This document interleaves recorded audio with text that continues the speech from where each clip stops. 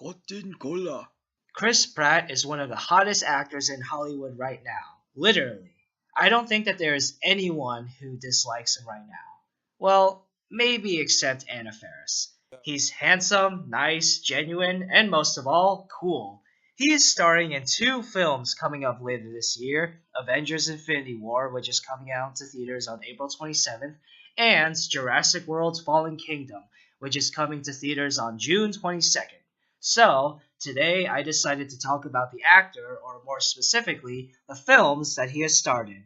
Now, since I am going to be talking about just movies on this video, I'm not going to go super in-depth into a show that Pratt has been a major cast member for its entire run, Parks and Recreation, where he plays dim-witted but lovable oaf Andy Dwyer. All I'm going to say about Parks and Recreation is that I like this show more than any movie on this list.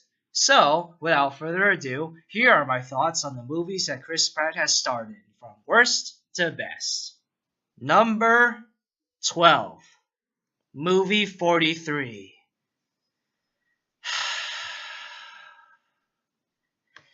I almost didn't want to include this movie on this list because, not just because of how terrible it is, but also because I didn't want to embarrass Pratt.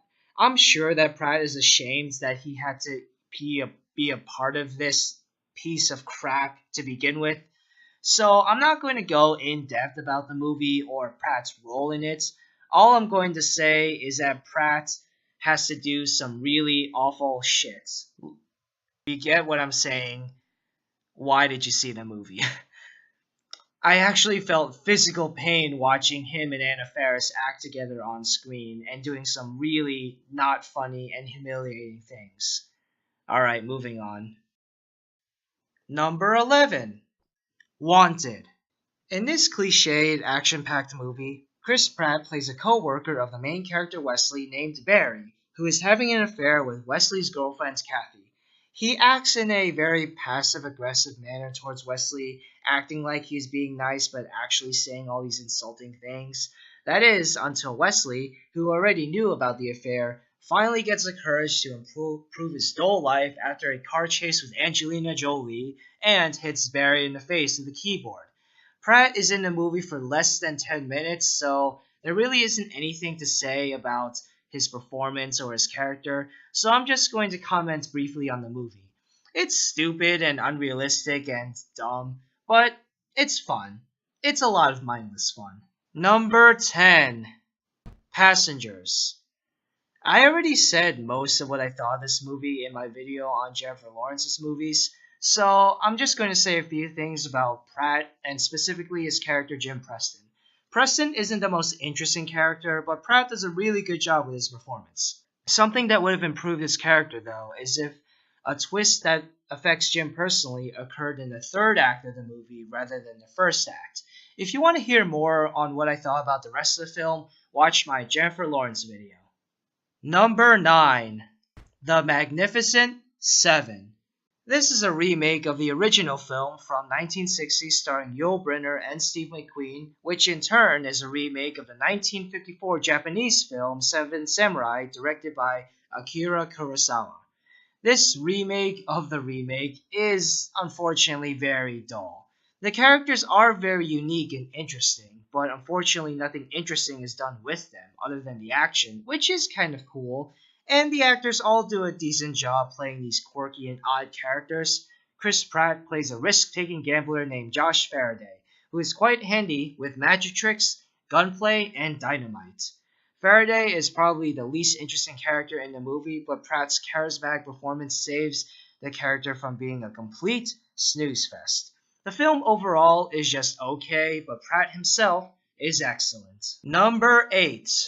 Jurassic World.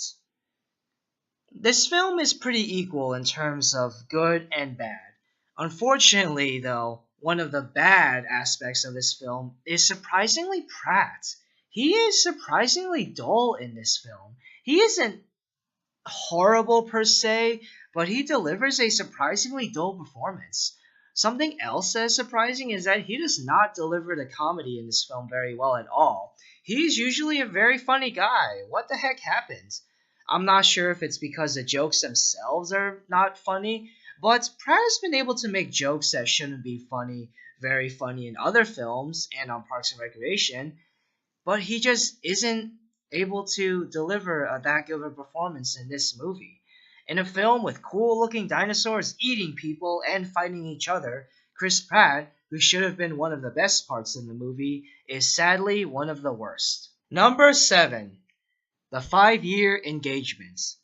Again, another film that Pratt isn't in that much. The film is mostly focused on the characters of Tom and Violet, played by Jason Segel and Emily Blunt. Pratt plays Alex, Tom's best friend, who gets Violet's sister Susie, played by Alison Brie, pregnant. Even though Pratt is barely in the movie, whenever he is absolutely delightful. He is able to make this insignificant and secondary character hilarious and memorable. In addition, his character with Alison Brie, who plays Susie, is purposely awkward and always hilarious. The two are great together, almost as great as Pat's chemistry with Aubrey Plaza, who played April, his girlfriend, from Parks and Recreation. The movie itself gets a little dull and grating at times, but Pratt himself is always great. Number 6. Guardians of the Galaxy, Volume 2. Pratt reprises his role as Peter Quill, aka Star-Lord, in his action-packed blockbuster film.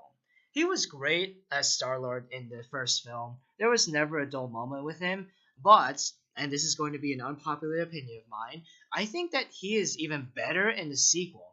In fact, I think that this movie contains his best performance ever so far. In the sequel, Star-Lord meets his long-lost father, and obviously a lot of thoughts are running through his head, and he feels and delivers all these emotions. Pratt perfectly portrays all of the emotions his character feels, and the delivery of each and every single line is excellent. Pratt absolutely nailed it in the first film, but I think he is even better in the second. Despite that, I think that the film itself is forgettable, but enjoyable. Number 5. Zero Dark 30. Once again, another film where Pratt is barely in the movie. But he actually got a lot of attention for appearing in this film. In this controversial movie, he plays U.S. Navy Dev Crew operator Justin. Before appearing in this film, he was very chubby due to him playing Andy on Parks and Recreation. He had to lose a lot of weight in order to secure the role. He was successful and posted a picture of him with the lost weight and newly found six-pack abs. The picture, which I'm sure all of you have seen, went viral almost instantly, and deservedly so for all his effort. Despite that, Pratt's character isn't very memorable, and unfortunately he doesn't get a lot of screen time to be interesting or charismatic. The film overall is very long and at times gets a little bit slow. Not a memorable presence from Pratt, but it is still an excellent movie overall based on a true story of the hunt for Osama bin Laden. Number 4. Moneyball. Once again, another film in which Pratt is barely in it. In this film, Pratt plays real-life Oakland A's first baseman Scott Hatteberg. Unlike the other films in which Pratt is barely in it, in this film, he actually gets a moment to shine, or rather his character gets to shine. There is a moment where the A's have to win a certain game in order to move on to the World Series, and it is up to Hatteberg to win the game for them. He has to catch the ball before the guy on bat reaches first base, and he does. It is quite an inspirational moment. Despite how little he is in the movie, Pratt still delivers an excellent performance, and his shining moment as Hatteberg is inspirational. I would definitely recommend this film, whether you like baseball or not. Number 3. Guardians of the Galaxy.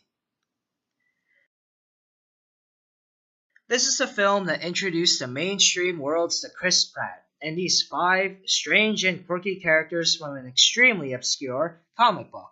Before this film's release, no one was really sure if this would be a box office hit or not. The film did become a box office hit and made a huge star out of its lead, Chris Pratt. To this day, people will agree that no one can play Star-Lord except for Pratt. He is just so perfect and charismatic in this role.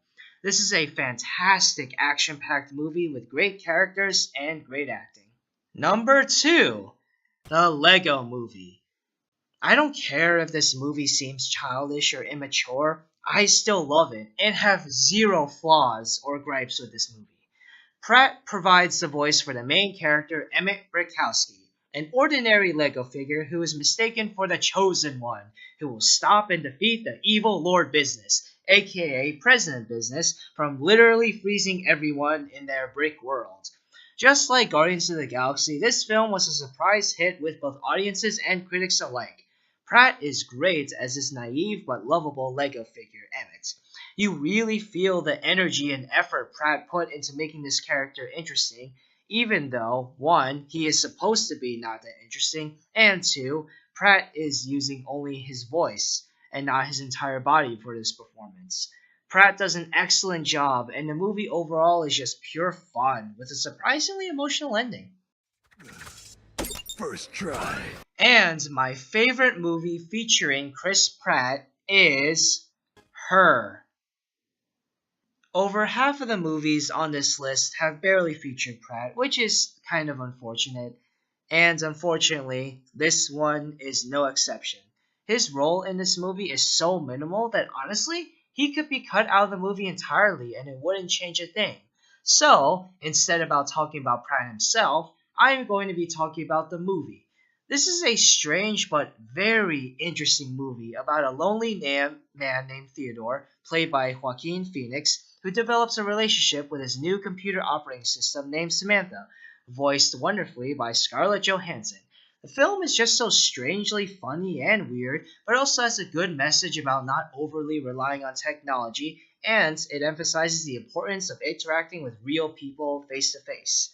The film does get a little slow, which may bother some people, and some people may be bothered by how sad it gets towards the end, but I personally love this movie. I have no gripes with it at all, and this is, for sure, my favorite film featuring Chris Pratt.